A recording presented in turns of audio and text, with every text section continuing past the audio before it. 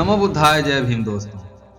दोस्तों हम सभी के दिमाग में कभी ना कभी यह सवाल जरूर आता है कि आखिर भाग्यशाली कौन होता है। कोई कहता है जिसके पास बहुत पैसा है वह भाग्यशाली होता है, तो कोई कहता है जिसकी किस्मत तेज चलती है वह भाग्यशाली होता है, और कोई कहता है जो अमीर घर में पैदा हुआ। लेकिन जरा ठहर कर सोचिए, अगर भाग्य जन्म से ही तय होता है तो अमीर घर में पैदा हुआ इंसान भी दुखी क्यों होता है? अगर भाग्य भगवान ही तय करता है तो मेहनत करने वालों की जिंदगी कभी बदलती ही क्यों? और अगर भाग्य सच में माथे की बनावट में लिखा होता है तो तथागत बुद्ध, जो एक राजा के बेटे थे, सुख सुविधा में पैदा हुए थे, सब कुछ छोड़कर जंगल की ओर क्यों निकल पड़े? उन्होंने राजसी वैभव छोड़कर कठिन रास्ता क्यों चुना? अगर वह चाहते तो चुपचाप राजमहल में सुख सुविधा के साथ अपना जीवन व्यतीत कर सकते थे। अब इसे साफ शब्दों में समझिए, अगर सब कुछ भाग्य में ही लिखा होता है तो हम एक दूसरे को दोष क्यों देते हैं कि उसकी वजह से हमें यह नुकसान हुआ? तो इसका मतलब साफ है, भाग्य वैसा नहीं है जैसा हमें बताया गया है। तो दोस्तों आज की वीडियो में हम समझेंगे कि बुद्ध की नज़र से भाग्य क्या है। एक ऐसी दृष्टि जो डर से नहीं समझ से पैदा होती है, जो अंधविश्वास नहीं बढ़ाती बल्कि इंसान को उसकी खुद की ताकत का एहसास कराती है। आज हम जानेंगे कि तथागत बुद्ध की दृष्टि में भाग्यशाली वास्तव में कौन होता है। तो आपसे रिक्वेस्ट है कि वीडियो को पूरा जरूर देखें, और चैनल पर नए हैं तो चैनल को सब्सक्राइब करके कमेंट में यह जरूर बताएं कि आपको इस वीडियो से क्या जानकारी मिली। तो चलिए बिना देरी किए वीडियो में आगे बढ़ते हैं। दोस्तों तथागत बुद्ध कहते हैं, मन ही सब कुछ है, जैसा मन वैसा जीवन। इस एक वाक्य में बुद्ध ने भाग्य की पूरी परिभाषा बदल दी। बुद्ध के लिए भाग्य कोई ऐसी चीज नहीं थी जो आसमान से गिरती हो, या जिसे कोई देवता किसी को दे दे और किसी से छीन ले। उनकी दृष्टि में भाग्य कोई वरदान नहीं था और न ही कोई दंड। तथागत बुद्ध कहते हैं, भाग्य एक प्रक्रिया है, एक ऐसा परिणाम जो हमारे कर्म और हमारी चेतना मिलकर बनाते हैं, जिसे हम आम भाषा में किस्मत कहते हैं। बुद्ध उसे कहते थे पूर्व कर्म वर्तमान चित्त, यानी तुमने पहले क्या किया और अभी तुम कैसे सोच रहे हो, इन दोनों का जोड़ ही तुम्हारा आज और कल तय करता है। अगर किसी का मन क्रोध से भरा है, लालच से भरा है, डर से भरा है, तो चाहे उसकी लकीरें कितनी भी सुंदर क्यों ना हो, उसका जीवन अशांत ही रहेगा, उसे कभी शांति नहीं मिल सकती। और अगर किसी का मन जागरूक है, समझदार है, करुणा से भरा है, तो कठिन से कठिन परिस्थितियों में भी वह शांति पा सकता है।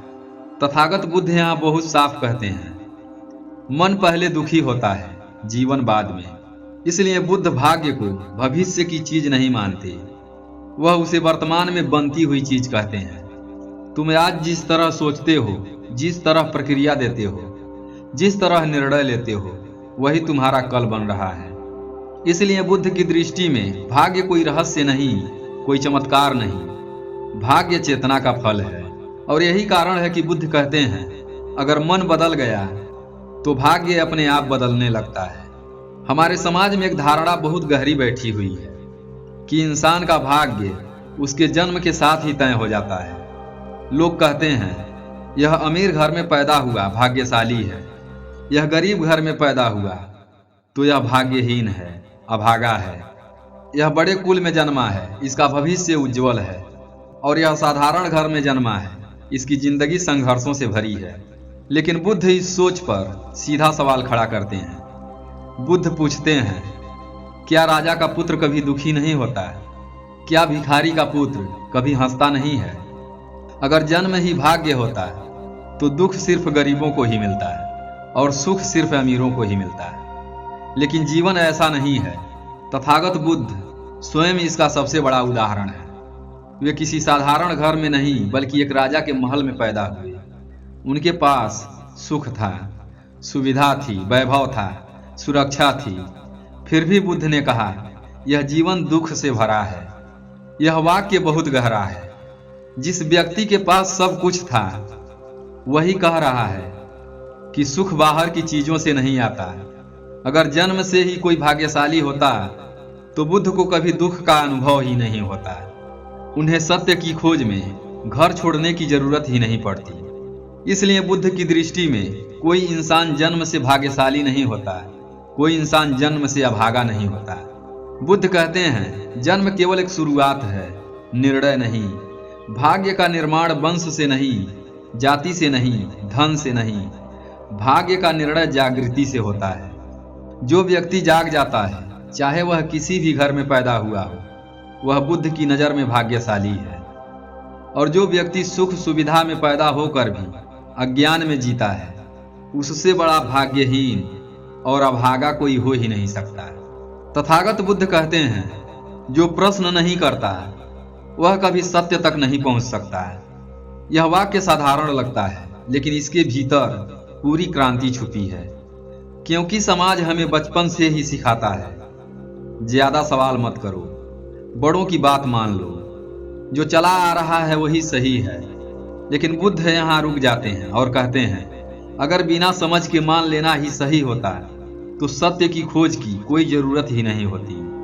बुद्ध की नज़र में भाग्यशाली वह नहीं है जो हर बात मान ले, जो डर के कारण चुप रहे, जो परंपरा को ही सत्य समझ ले, बल्कि भाग्यशाली वह है जो पूछता है, जो संदेह करता है, जो खोज करता है। बुद्ध ने साफ कहा संदेह दुश्मन नहीं है, अज्ञान दुश्मन है। इसलिए बुद्ध ने अंधभक्ति को पूरी तरह खारिज किया। उनका प्रसिद्ध कथन है केवल इसलिए मत मानो कि यह ग्रंथ में लिखा है, केवल इसलिए मत मानो कि इसे पीढ़ियों से माना जा रहा है। बुद्ध कहते हैं जो बात तुम्हारे अनुभव से सच साबित हो उसी को स्वीकार करो। यह सोच बहुत साहस मांगती है, क्योंकि सवाल करने वाला व्यक्ति भीड़ से अलग हो जाता है और भीड़ से अलग होना अकेला कर देता है। लेकिन बुद्ध की दृष्टि में सवाल करना पाप नहीं, पुण्य कर्म है, क्योंकि यही सवाल मनुष्य को अंधेरे से रोशनी की ओर ले जाता है। और जो व्यक्ति सवाल करना सीख गया उसने भाग्य का पहला दरवाजा खोल लिया। अधिकतर लोग जब दुख में होते हैं तो सबसे पहले क्या कहते हैं? मेरी किस्मत खराब है, भगवान ने ऐसा ही लिख दिया था, मेरे साथ ही ऐसा क्यों होता है। यह बातें सुनने में आसान है क्योंकि इसमें हमारी कोई जिम्मेदारी नहीं होती। लेकिन बुद्ध यहाँ बहुत स्पष्ट और सख्त हैं। बुद्ध कहते हैं तुम्हारा दुख तुम्हारे कर्म से जन्मा है और उसी से समाप्त भी होगा। यह वाक्य डराने के लिए नहीं, जगाने के लिए है। बुद्ध यह नहीं कहते कि तुम्हें दोषी ठहराया जाए, वे यह कहते हैं कि तुम्हारे भीतर परिवर्तन की शक्ति है। बुद्ध की नज़र में भाग्यशाली वह नहीं है जो हर असफलता के लिए भगवान को दोष दे, जो समाज को गाली दे, जो हालात को कोसे और खुद को निर्दोष माने। बल्कि भाग्यशाली वह है जो कहे कि गलती मुझसे हुई, जो माने मैं बदल सकता हूँ, जो साहस करे मैं जिम्मेदारी लेता हूँ। क्योंकि जिस दिन मनुष्य अपने कर्म की जिम्मेदारी ले लेता है उसी दिन वह पीड़ित नहीं रहता, वह निर्माता बन जाता है। बुद्ध कहते हैं कोई तुम्हें दुखी नहीं करता जब तक तुम स्वयं उसी रास्ते पर चलते न रहो। इसलिए बुद्ध की दृष्टि में जो व्यक्ति अपने कर्म की जिम्मेदारी लेता है वही सच्चा भाग्यशाली है, क्योंकि वही व्यक्ति अपने जीवन की दिशा खुद बदल सकता है। बुद्ध के लिए अगर कोई सबसे बड़ी दौलत थी तो वह सोना, चांदी या राजमहल नहीं था, बल्कि करुणा थी। करुणा यानी दूसरे के दुख को सिर्फ देखना नहीं, उसे महसूस करना। बुद्ध कहते हैं यह संसार दुख से भरा है और जो व्यक्ति दूसरे के दुख के प्रति संवेदनशील हो जाता है वह भीतर से जागने लगता है। बुद्ध की नज़र में भाग्यशाली वह है जो दूसरों की पीड़ा को समझता है, जो अपमान के बदले अपमान नहीं देता, जो हिंसा के बदले हिंसा नहीं चुनता। बुद्ध का बहुत प्रसिद्ध कथन है हिंसा से हिंसा समाप्त नहीं होती, करुणा से होती है। इसका अर्थ यह नहीं कि करुणा कमजोरी है। बुद्ध के लिए करुणा सबसे बड़ी ताकत है। जो व्यक्ति बदला लेने की बजाय समझ को चुनता है वह अपने भीतर एक भारी बोझ उतरते हुए महसूस करता है।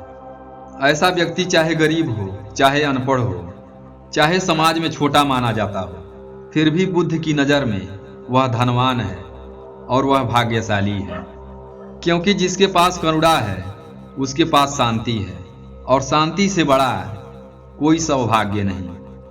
तथागत बुद्ध ने देखा कि अधिकतर लोग दुखी इसलिए नहीं हैं कि उनके पास कुछ नहीं है, बल्कि इसलिए हैं कि उनका मन कहीं और भटक रहा है। कोई अतीत में जी रहा है, पुरानी गलती, पुराना अपमान, पुराना पछतावा, और कोई भविष्य में जल रहा है। क्या होगा, कैसा होगा, मेरा क्या बनेगा। बुद्ध कहते हैं अतीत चला गया, भविष्य आया नहीं, जो है वही क्षण है। यह सुनने में सरल लगता है, लेकिन इसे जीना बहुत बड़ा साधन पथ है। बुद्ध की नज़र में भाग्यशाली वह है जो बीते हुए को ढोता नहीं, जो आने वाले से डरता नहीं, जो अभी इसी क्षण में पूरी तरह उपस्थित है। जो व्यक्ति चलते समय सिर्फ चलता है, खाते समय सिर्फ खाता है, सांस लेते समय सिर्फ सांस को महसूस करता है, वह व्यक्ति धीरे धीरे दुख से मुक्त होने लगता है। बुद्ध कहते हैं जब तुम इस क्षण में जागते हो तभी जीवन वास्तव में शुरू होता है। इसलिए बुद्ध की दृष्टि में जो वर्तमान में जीना सीख गया उसने भाग्य को जीत लिया। तो दोस्तों, अब प्रश्न साफ है, बुद्ध की दृष्टि में भाग्यशाली कौन है? भाग्यशाली वह नहीं जिसके हाथ की लकीरें सुंदर हो, जिसका माथा ऊंचा हो, जो अमीर घर में पैदा हुआ हो। बुद्ध कहते हैं ये सब बाहरी बातें हैं और बाहरी चीजें अस्थायी सुख नहीं देती। बुद्ध की नज़र में भाग्यशाली वह है जो जागता है और अंधविश्वास में नहीं जीता, जो सोचता है और बिना समझे नहीं मानता, जो करुणा में जीता है और दूसरों के दुख को समझता है, जो अपने कर्म की जिम्मेदारी लेने का साहस रखता है। बुद्ध का अंतिम और सबसे गहरा संदेश है, भाग्य बाहर नहीं लिखा, वह तुम्हारी चेतना में बनता है। जिस दिन तुम बदलते हो उसी दिन तुम्हारा भाग्य बदलने लगता है। बुद्ध कहते हैं भाग्यशाली वह नहीं जिसे बहुत मिला, बल्कि वह है जिसने सत्य को देख लिया। तो दोस्तों, आशा करता हूं कि यह जानकारी आपको अच्छी लगी होगी। तो वीडियो को लाइक और चैनल को सब्सक्राइब करके कमेंट में नमो बुद्धाय लिखकर इस वीडियो को अपने दोस्तों के साथ ज़्यादा से ज़्यादा शेयर करें। फिर मिलते हैं अगली वीडियो में। नमो बुद्धाय।